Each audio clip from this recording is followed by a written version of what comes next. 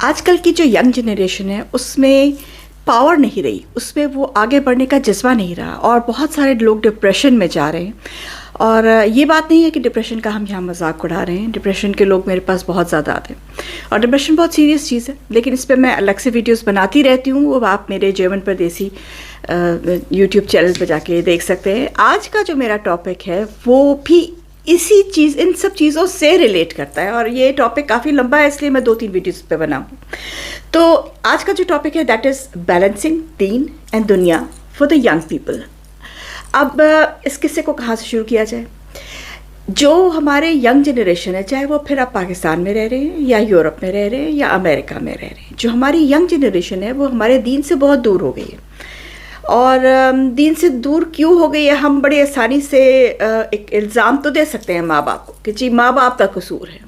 ماں باپ اپنی والدہ صاحبہ جو ہے وہ کٹی پارٹیز میں، اور باپ اپنے چکروں میں لگے ہوئے ہیں تو بچوں کو وقت نہیں دے رہے. ٹھیک ہے، ایک ریزن یہ بھی ہے، اس میں کوئی شک نہیں ہے، لیکن اصل ریزن کیا ہو رہا ہے؟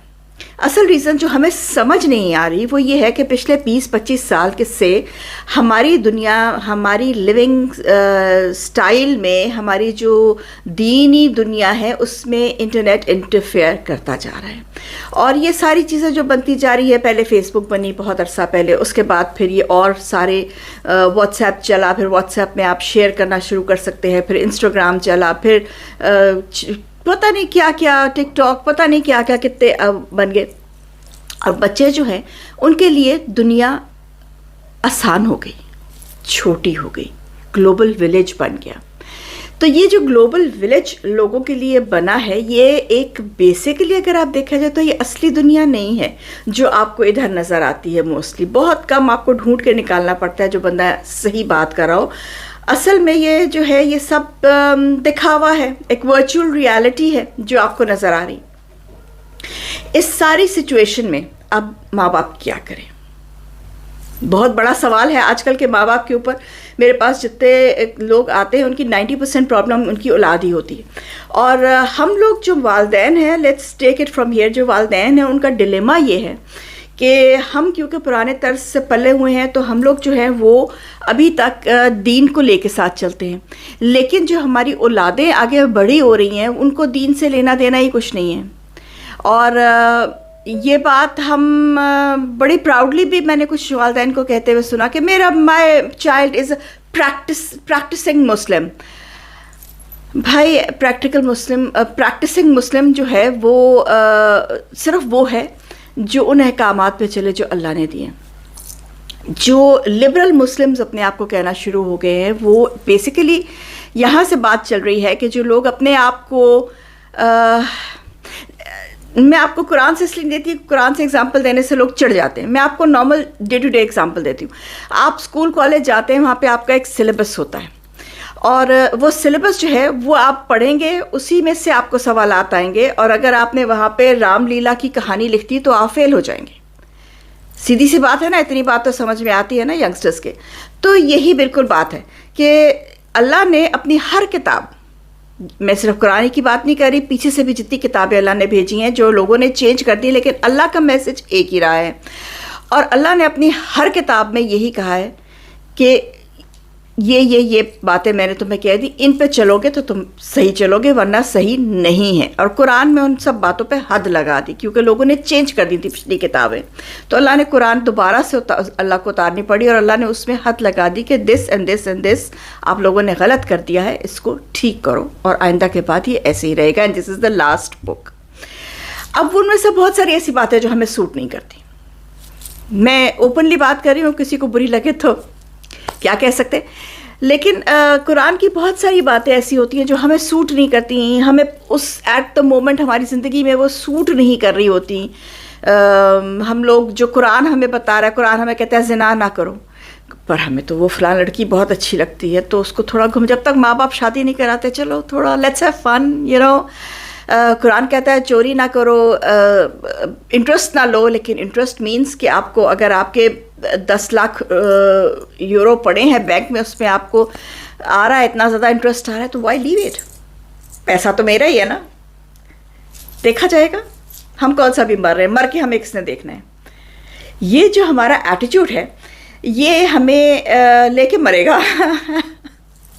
دیکھیے انسان جو ہے، میں یہ چھوٹی چھوٹی اگزامپلز آپ کو اس لیے دے رہی ہوں کیونکہ ان باتوں سے آپ لوگوں کو سمجھ آتی ہے. میں آپ کو قرآن کی آیات بھی پڑھ کے سنا سکتی ہوں، لیکن قرآن کی آیات پڑھ کے سننے یا قرآن کی آیات کو سن کر بہت سارے لوگ اوفینڈ ہو جاتے ہیں.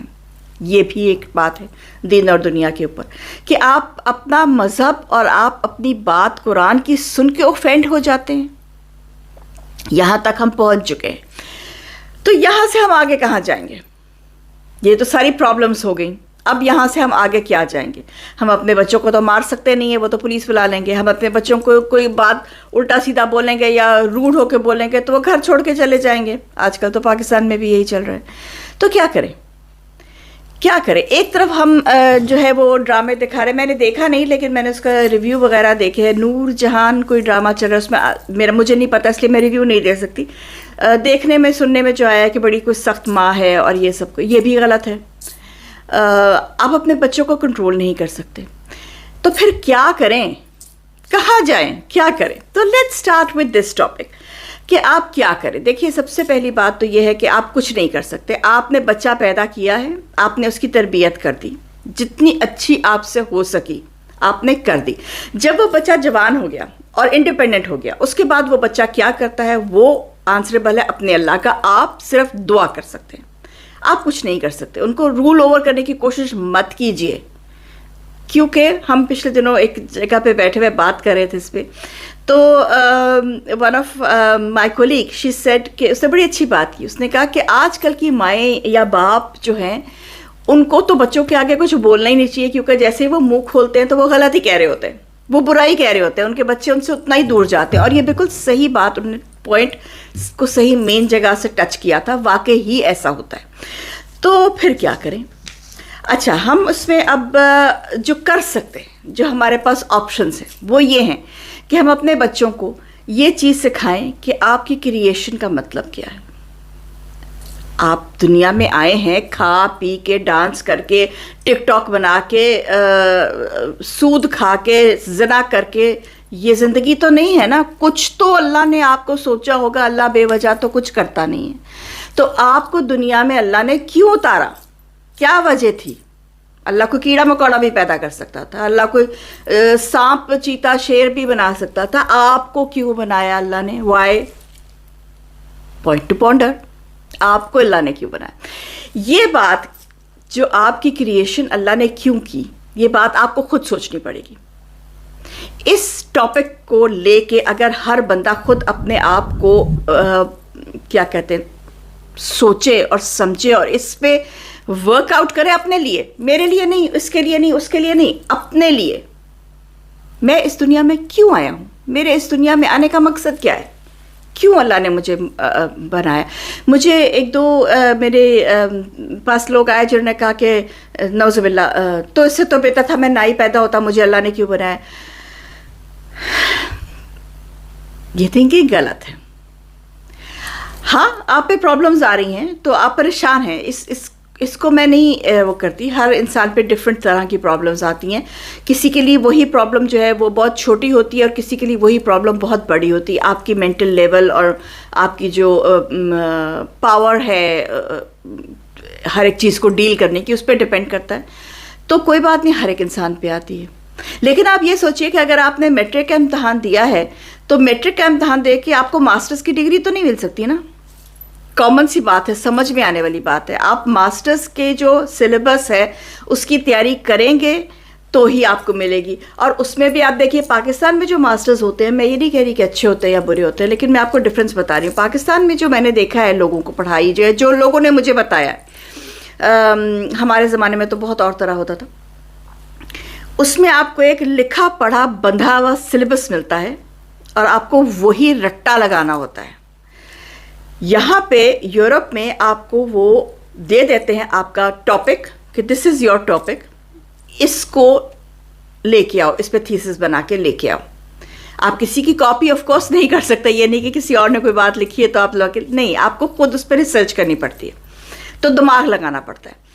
تو اب یہ دونوں سسٹم ہیں، اس میں سے اچھا کون سا برا کون سا یہ تو خیر آپ خود سمجھ سکتے ہیں یا خود دیکھ سکتے ہیں. لیکن جو مین بات ہے وہ یہ ہے کہ آپ یہ میں نے کیوں کہی؟ یہ اس لیے کہی کہ یہ وہی چیز ہے جیسے اللہ نے آپ کو قرآن دے دیا، قرآن آپ کو دے دیا، اللہ نے کہا اس کو سمجھو، ٹھیک ہے، لکھا پڑھا لکھا بندھا سلیبس جو ہے وہ آپ کو نہیں دیا گیا.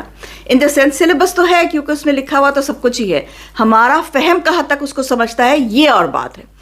تو جب تک ہم اس کو پڑھیں گے نہیں، جب تک آپ اپنے سلیبس پہ اسٹڈی نہیں کریں گے، جب تک آپ اس کو صحیح طریقے سے سمجھیں گے نہیں، آپ کو کیا پتہ چلے گا کہ اس پہ کیا لکھا ہے. مجھے پچھلے دنوں یہاں پہ ایک ڈیبیٹ ہو رہی تھی، اس میں ایک صاحب نے بڑی بات اچھی کی یا بری کی، جیسے بھی آپ کہہ سکیں، میں آڈینس میں تھی اس لیے میں ان کو جواب نہیں دیا، لیکن انہوں نے کہا کہ قرآن، اسلام از اے ویری ڈیفیکلٹ ریلیجن.